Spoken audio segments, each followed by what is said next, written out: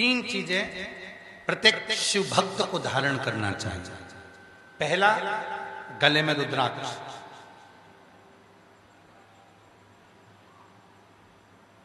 दूसरा, भगवान शंकर को जल चढ़ाकर उस जल का आचमन, उस जल का आचमन करना। कायिक, वाचिक और मानसिक तीन पाप समाप्त हो गए। कायिक भी हो गए, वाचिक भी हो गए, मानसिक भी हो गए, तीन पाप समाप्त हो गए। पहला है गले का रुद्राक्ष धारण करना।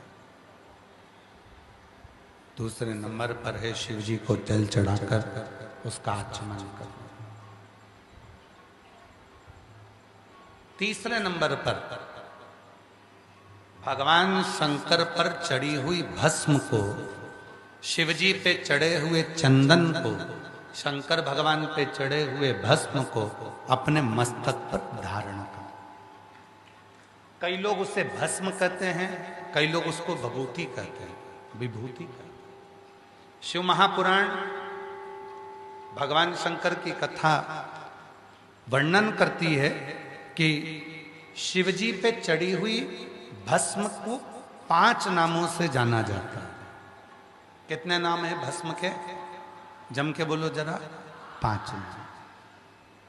पहला, भगवान शंकर पर चढ़ी हुई भस्म को लोग विभूति भी कहते हैं। विभूति, विभूति का मतलब क्या होता है? ऐश्वर्य। विभूति का मतलब होता है ऐश्वर्य।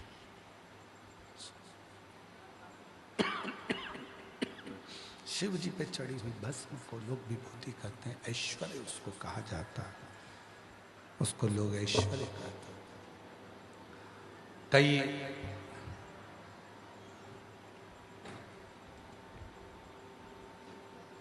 कई माताएं कहती हैं कि गुरुजी, क्या महिला सिर पर भस्म लगा सकती है? क्यों नहीं? क्या बच्चे सिर पर भस्म लगा सकते हैं? क्यों नहीं? क्या कोई गृहस्थ आश्रम में रहने वाला, घर में रहने वाला कोई गृहस्थी क्या भस्म लगा सकता है? क्यों नहीं?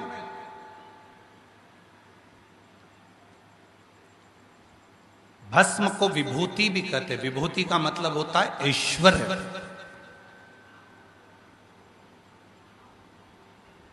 जिसने भगवान शंकर पर चढ़ी हुई विभूति को, भस्म को मस्तक पर थोड़ा सा भी लगाया है, एक न एक दिन वो ऐश्वर्यवान बनकर ही रहता है, उसको ऐश्वर्यता प्राप्त होती ही।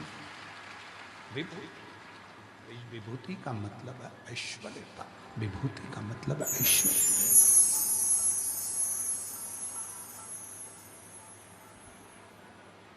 उसको ऐश्वर्य प्राप्त हो जाता है। भस्म के 5 नाम हैं। पहले नंबर पर है विभूति, मतलब ऐश्वर्य देने वाली। दूसरे नंबर पर है भसित। जम के बोलो, क्या नाम है? भसित। भस्म का दूसरा नाम है भसित।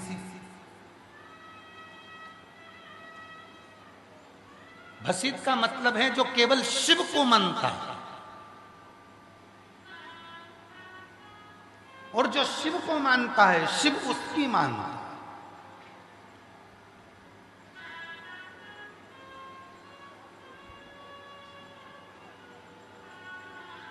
चलो एक सरल भाषा में समझिएगा। आप जिस मोहल्ले में रहते हो, आप जिस क्षेत्र में रहते हो, वहां के विधायक का नाम आपको मालूम होगा। अब आपके क्षेत्र में आपके विधायक की चलेगी कि दूसरे विधायक की चलेगी? जम के बोलो जरा। अरे जम के तो बोलो। अपने ही विधायक की चलेगी ना। आपके क्षेत्र में आपके कलेक्टर की चलेगी कि दूसरे कलेक्टर की चलेगी? जम के बोलो जल्दी से। अपने कलेक्टर।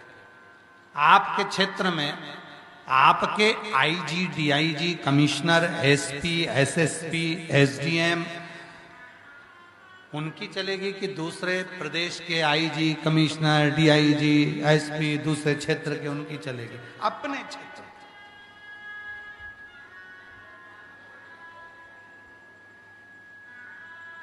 इसलिए भस्म का एक नाम है भसित।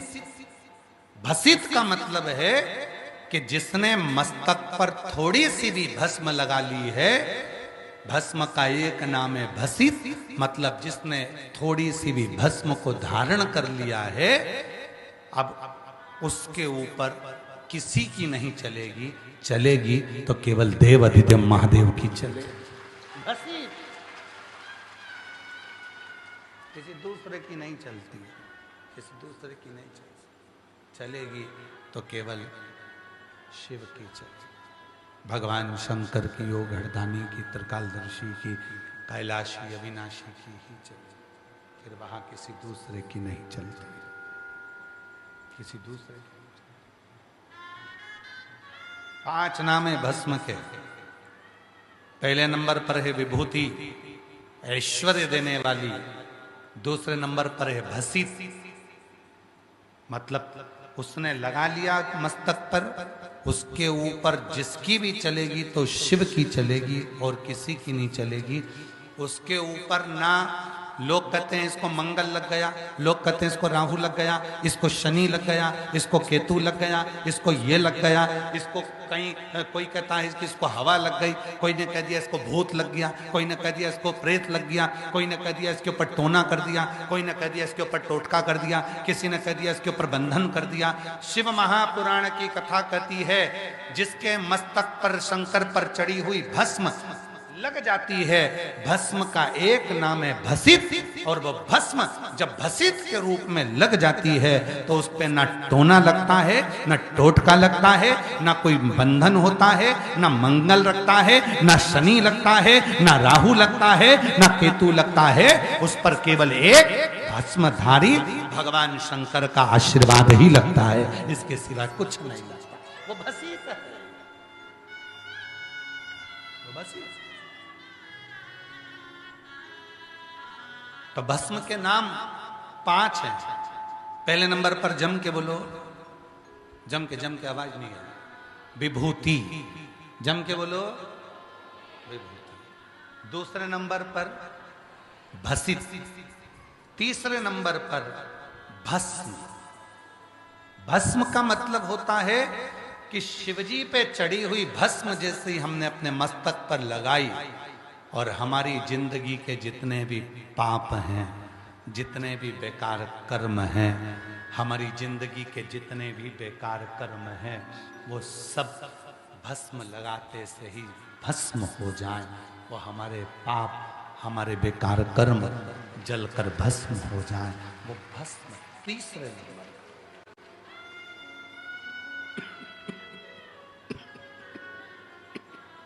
वो तीसरे नंबर भस्म। और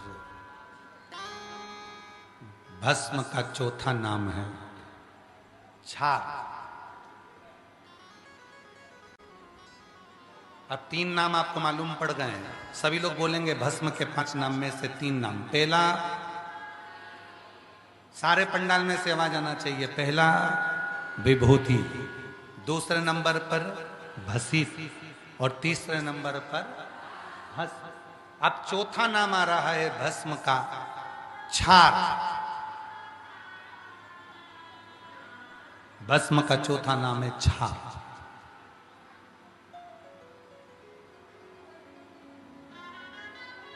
जो विपदा आती है, आपदा आती है,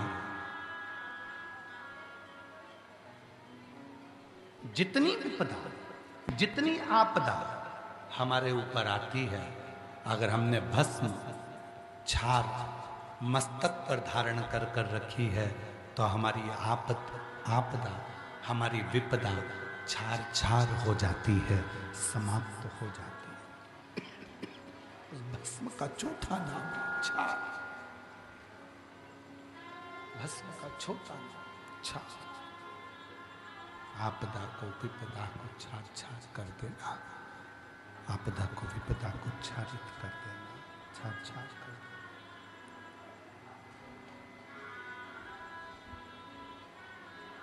चौथा नाम अच्छा। फिर से बोलेंगे 4 नाम। पहला, दूसरा वसी, तीसरा भस्म, चौथा छार। मस्तक पर भस्म आई तो उसका चौथा नाम है छार। हमारी आपदा को, हमारी विपदा को, हमारे आने वाली परेशानी को, हमारे आने वाली बीमारी को,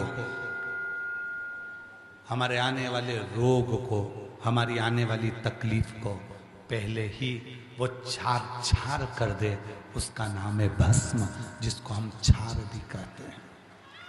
और भस्म का चौथा नाम है, भस्म को 5वें नाम से पुकारते हैं। चौथा नाम छार हो गया, 5वां नाम है भस्म का रक्षा।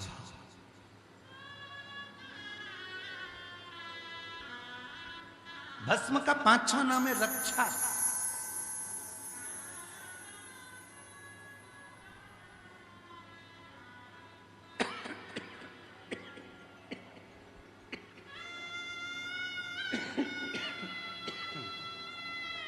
रक्षा,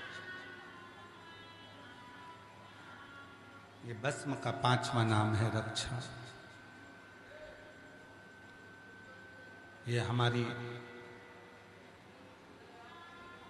परिवार में, कुटुंब में, रिश्तों में, नातों में, अपनों में, दुनिया की दृष्टि से, दुनिया के क्लेशों से, दुनिया की नजर से हमारी रक्षा करती है। बस इसीलिए शिव महापुराण के उमा संहिता में आता है, भगवान शिव पार्वती जी से कहते हैं, पार्वती सुनो,